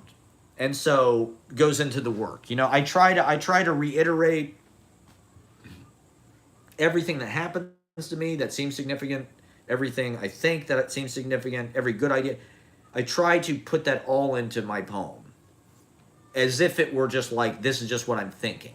And you're listening to me thinking, really. That's what I want to do in my poetry. I don't even give a fuck about poetry. I just want to do that, actually. That's what I'm more, because that's what reality sounds like to me. You constantly have this kind of like weird ghost internal voice that never stops. But it's, I don't know, the music of that, it's like noise music. It's a disjunctive syntax. That feels more realistic to me. Having some kind of like, and don't get me wrong, there's a place for like prose and like well written prose. There's tons of well written prose with syntax and shit that I like. Most writers in MFA programs don't do that.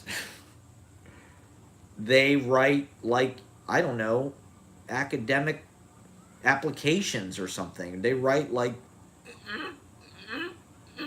they're just serious adults.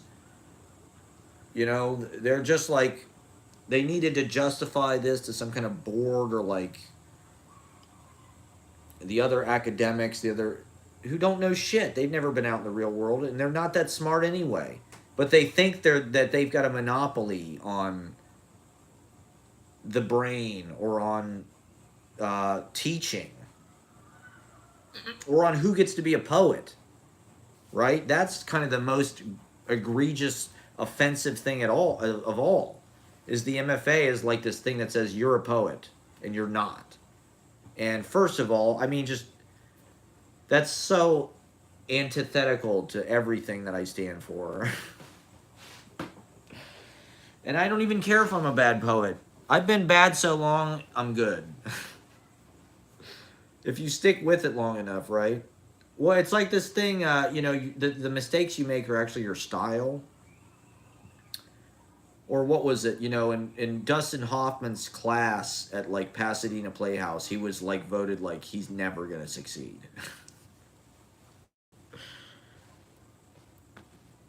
I don't know. It's like, I don't know. We'll fucking see.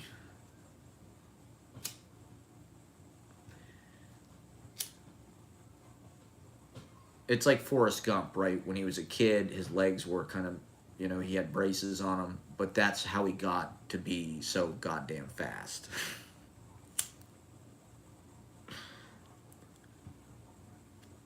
Run, Forrest, run.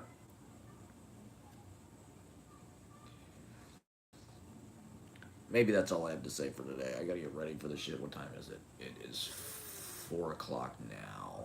I gotta be there at 7. So I gotta leave here by like 5, maybe. Oh, God. Especially, it's especially insulting when you've done so much work. And you know so much more. Like, I don't know. I wouldn't be so crass. Well, maybe I would. But, like, I don't like value judgments in art, right? Generally speaking. I mean, I think there are a lot of good and even really fucking good, great poets out there. The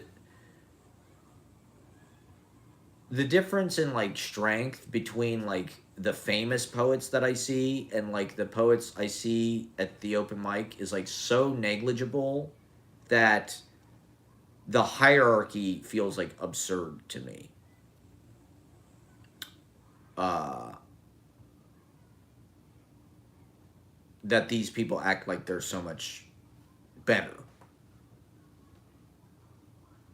and their time has been commodified because they're professors and shit. So their time all has to go to answering emails and talking to their students and shit.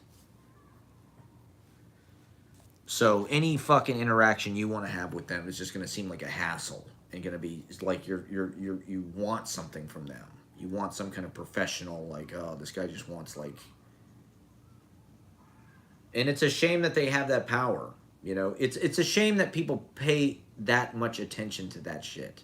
You know, what I'm doing with the open mic is not any different than anything I've been doing since 2014.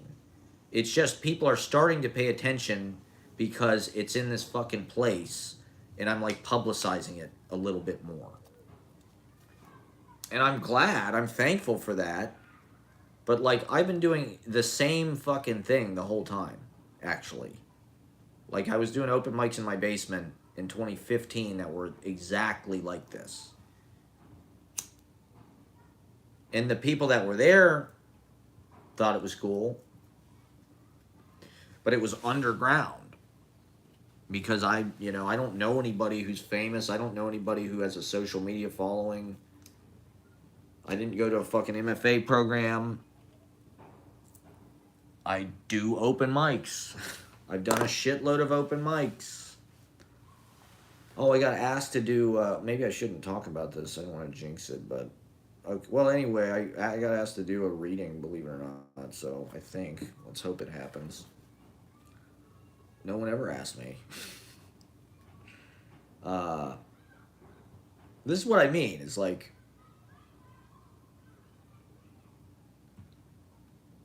people respond to me with a certain amount of respect and even deference. And yet, I'm just like, I have no clout or anything. I have no reputation. I have no power. I have no position. I'm not even published. I sent some shit out to get published. I got rejected. They're idiots. What can I say? They're scared. You know, they're cowards. They're all cowards. They can't handle. This is why Gen Z people like me, because I write for the future. I write faster than everybody else.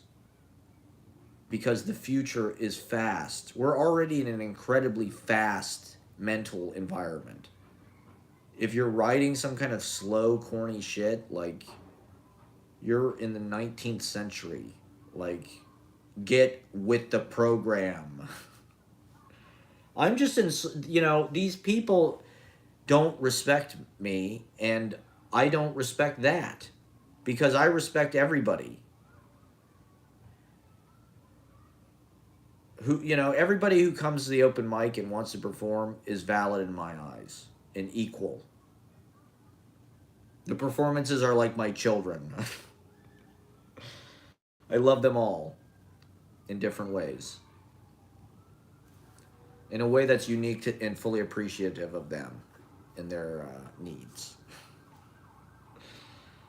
I could do a lot, I could be so useful if they actually put me in a good position. The fact that I've even been able to do this, I don't know. If I could just maintain what I'm doing, I wouldn't even give a fuck about any of this. If I could literally just keep what I'm doing, I don't give a fuck about any of it. The scramble is like, you need to get a job, you need to pay rent. That's what makes it like, oh, fuck, okay. It becomes like this, like, life or death thing. Like, oh my God, this person is like, turned their back on me. Like, they're not going to help me out. They're not going to publish me. They're not going to, what am I going to do? I'm not cool. Like, it's just going out to the open mics, getting, a great reaction, giving people my books, getting really positive feedback, and then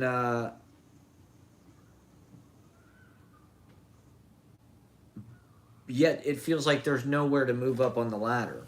The only way to move up is like, get famous people to like you, get published, I guess. I could try harder to do that, or get into an MFA program, which I could try harder to do that too, I guess. If I was smart, I would probably just do that immediately.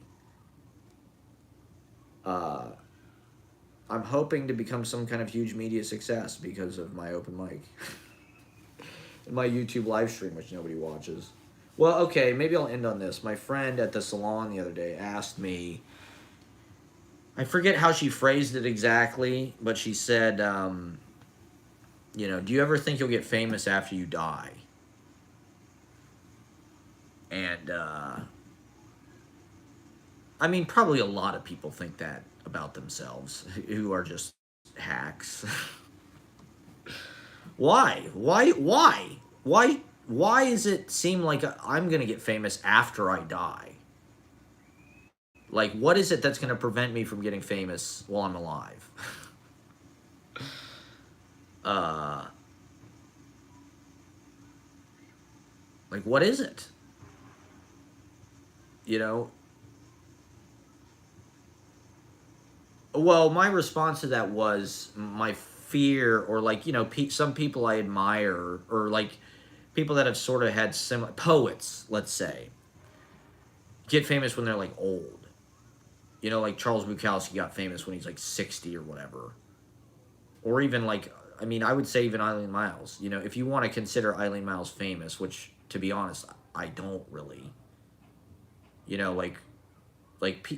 Allen Ginsberg is famous. People know who Allen Ginsberg is.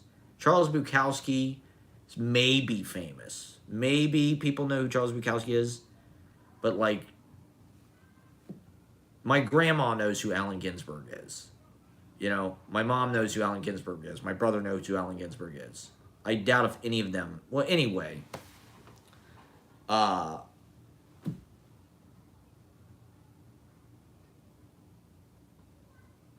not get famous now? What? Why? I mean, aside from the fact that the culture is just incredibly stupid, like that's a big part of it, I would say. Like I mean, even something like Taylor Swift, which to be honest, I feel like there's like a whole industry, I think, that has a lot invested in like making Taylor Swift this huge cultural thing. And that's not to say she isn't this huge cultural thing, but like, when I read the New York Times, it's almost like there's like a fucking Taylor Swift like columnist. It's like any fucking thing Taylor Swift does, it's like, what was it recently? Her tour, her Eras tour, her Midnights thing. It's like they have to like comment on it like,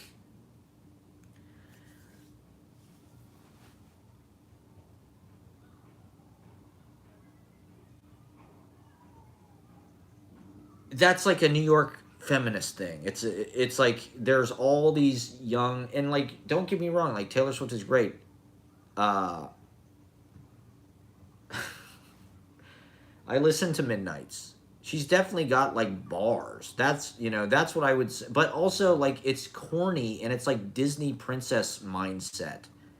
It's like her whole like metaphor system is like a fucking 8-year-old girl. It's all like, you were the monster on the hill or whatever. You're just a sexy baby. I'm the monster on the hill. I don't know. I guess she's the female Bob Dylan. What the fuck do I know? But I think even making this criticism probably would just make women think that I'm an asshole. But I think that's part of the reason why there's like this solid block of people behind Taylor Swift, because it's like it's become this like, she is like, it's feminism. It's like there's a lot of fucking like Phoebe Bridgers, or I tried to listen to the Wise Blood album. It was okay. It was like, these people are too LA. Not Taylor Swift, but like Wise Blood, her album was just, it sounded like Amy Mann, it sounded like John Bryan or whatever. It sounded like Randy Newman. Like depressed piano. It sounded like Beck, everybody gotta learn. Like, it's too LA. That's why I can't live in LA. I don't want to go to Largo and hang out with John Hamm and shit, okay? Fuck that place. There's no fucking poetry there. Not really. Just a bunch of fake bullshit. Harry Northrop is cool. No, it is what it is. It's cool. I like LA. But I don't think it's the best place for literature, really. I'm not a Bret Easton Ellis man. I mean, he's good. He's high up there on my list of favorite writers of the past 50 years, maybe. Well, I wouldn't go that far, but like novelist, whatever, mainstream, famous dude novelists or whatever. I mean, how many other Gen X novelists are really that famous? I don't even know. I don't even know if I could name. Is Barry Hannah a contemporary of? What about Jennifer Egan? She may have came a little later. Jeffrey Eugenides or. Oh my God! I'm gonna do 2 hours. Fuck. Oh well. It only gets good about 40 minutes in, so I have to keep going. There's way more interesting stuff out there. You know, that's one reason why I want to do all this stuff is because I do want to teach people. I could do the best fucking workshop in New York. Or, one of them. I could do probably one of the more interesting workshops by people my age. I don't know why I'm usually friends with people that are like not established or something. You know, almost all my poet friends are these kind of like outsider, open mic renegades.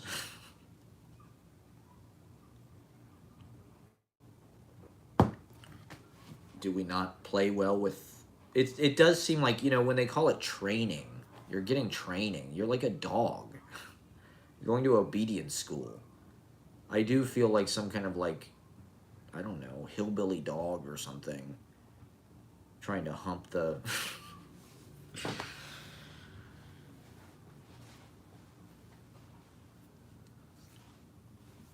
what the fuck are those William Wegman dogs? Silver, I don't even know.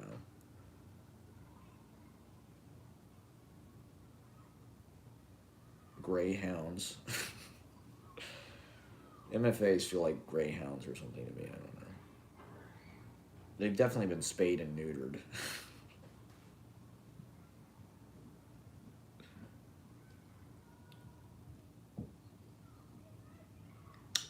I'm not that against it. I don't know. Why am I even talking about it? It's so like central to the literary landscape.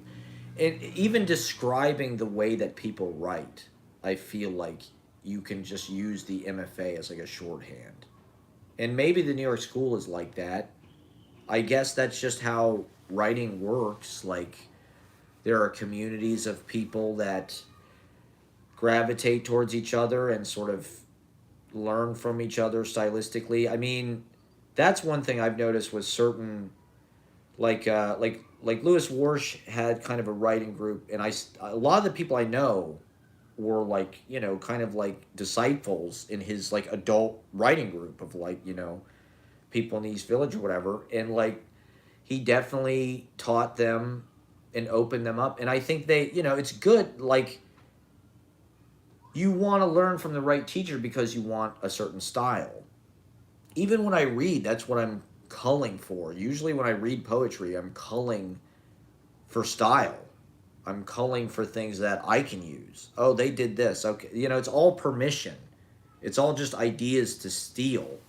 I mean, I don't look at it that way. I'm not really stealing ideas. It's just like, that's what culture is. That's what life is. It's just like giving, seeing, I see, I internalize, I put it out in my own way. That's not stealing.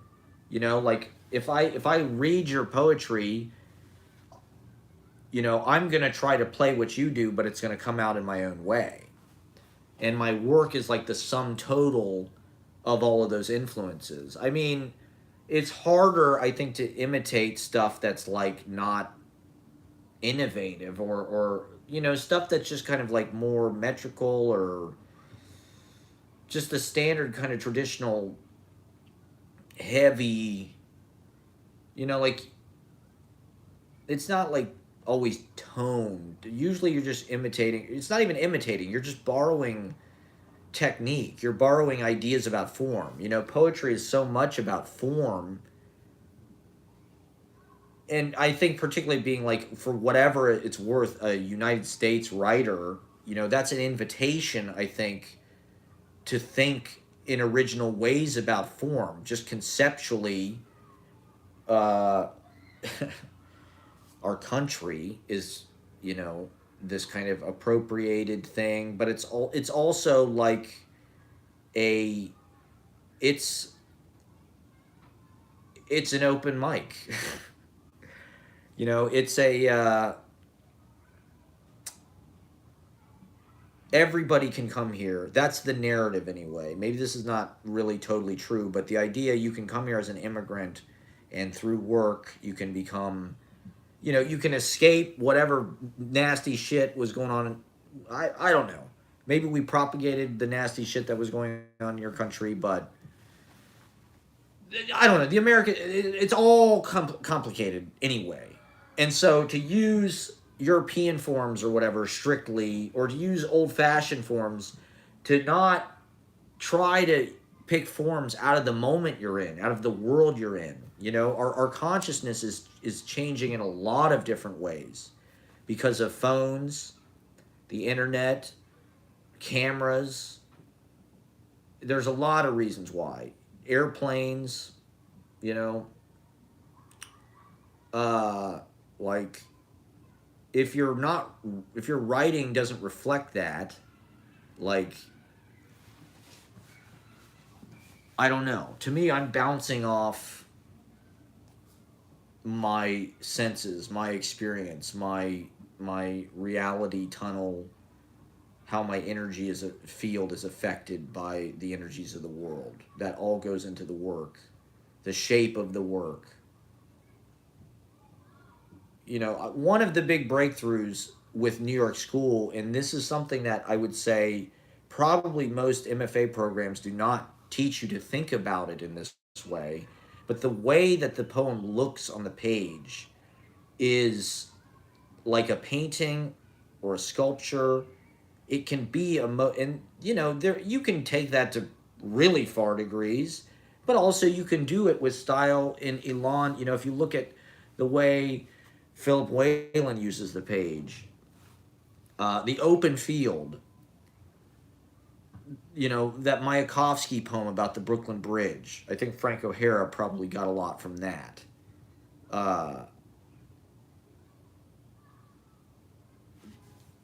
the way that the poets interacted with painters, I think, invited them to think about the poem in that way, as a visual surface, including color and texture and all that. The letters being kind of like pigments in a way. Uh, I don't think they're necessarily, you know, the thing that I noticed about college is they don't really teach you how to be an artist per se. I mean, you'd probably have, maybe in art school, I guess they do. That would probably be the most useful stuff, you know. This is something Eileen Miles said the other day, I think, was like, you know, I think being a writer is just giving yourself prompts for the rest of your life. And, you know, knowing how to like grow work, how to shape it, you know, seeing how it wants to come out, uh, listening to yourself, knowing what your process wants to be, knowing when you have a good idea, uh, you know, writing when you're on, writing when you're not on, how to get the most out of your work. I mean, writing for publication is, I suppose, a different thing. The point of the workshop being to get 15 smart or 10 or whatever readers to sort of like edit it for publication, or like strengthen it in whatever way, throw their ideas on it. I don't think that's a bad idea. You know, to me that's more, I don't do that directly, or I haven't, or I would. You know, like if my friends wanted to come over and do a workshop, I would totally do that. Uh, to me, to some degree, I think somebody's poetry, if they're really taking it seriously, is like such like their own, like it's like emphatic, like gesture that it feels like a little crass or crude or rude to like comment on it. Like, well, you know, okay, so recently, I mean, people comment on my shit frequently in ways that's not necessarily constructive or things that I really want, or it's just like their opinion's not necessarily correct. You know, like this one guy told me my work was too descriptive. He didn't like it. Which I don't know if my work is descriptive at all. Maybe it's all description. I love description. Maybe that's the point. If it's too descriptive for him, fuck him. I love description forever. I could do description forever. To me, description is conflictless, and it's action. It's the least demanding amount of action. Like I can describe the light. That's kind of active. I can describe things. But anyway, uh, you know, like, and you know, sharing your work at an open mic where you get 2 minutes or 3 minutes, especially for me, it's not. You know, it's once again, it the workshop poem excels. If you have some piece that's 2 minutes, that's some really knockout, tear jerking, tight like thing, then you could read that over and over and over and over again at every mic you go to, and people are gonna be like, "Wow, this guy's great." My work, the things that I want to do in my work, go way beyond that. Where it's like, okay, I gotta find a 2 minute little, you know, what I've been doing with the show recently, where I have this long poem that's just ongoing. That's more, that's what I want to do. That's me fully realized as a writer. Would an MFA program have ever helped me get there? I can't imagine that they would even accommodate that project. It's just so far outside. You know, this is what I mean by being outside of the school, outside of this little workshop group, whatever the fuck it is you're going through. You know, to be honest, a lot of the fucking people in MFA programs are 22 years old, or they're like, you know, veterans, or, you know, like their experience. I'm 15 years in the poetry game already, basically. Like, uh,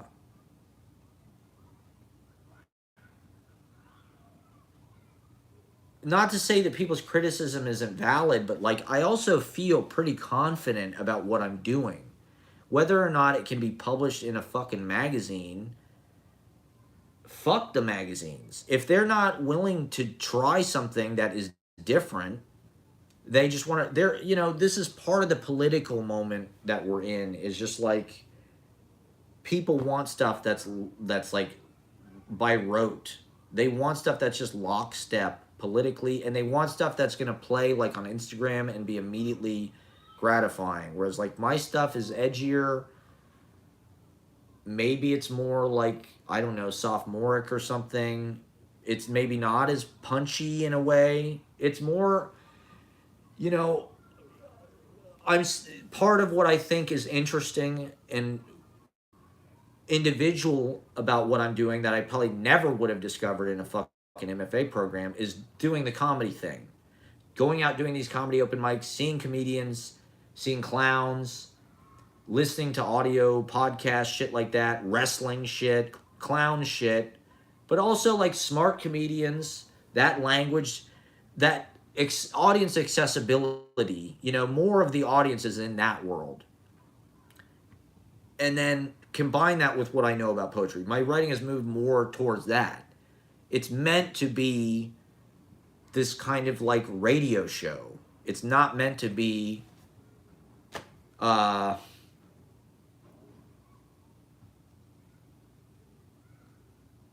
you know, Stanley Kunitz. Like there can be little hints of that, and there are from time to time. I've read fucking Stanley Kunitz, but that's not who I am, you know?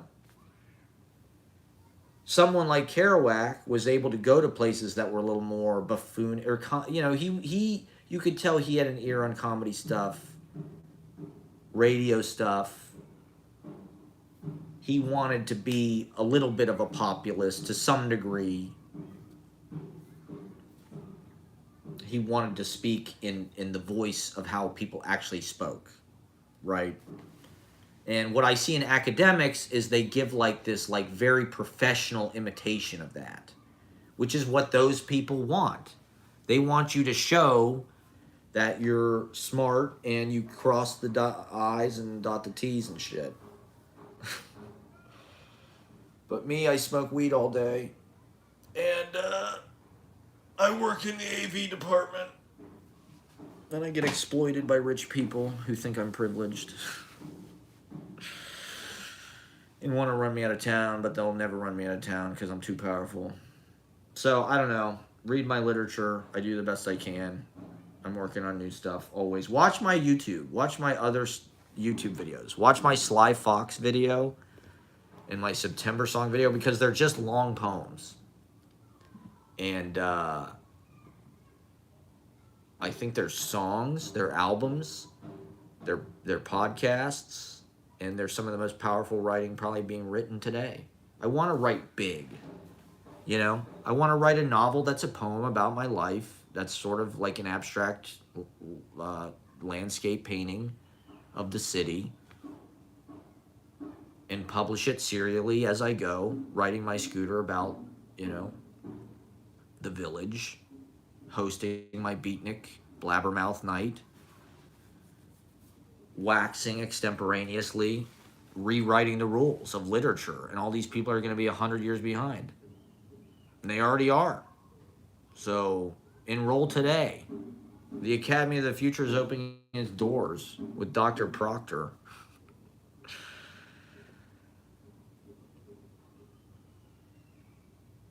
The Proctor is in.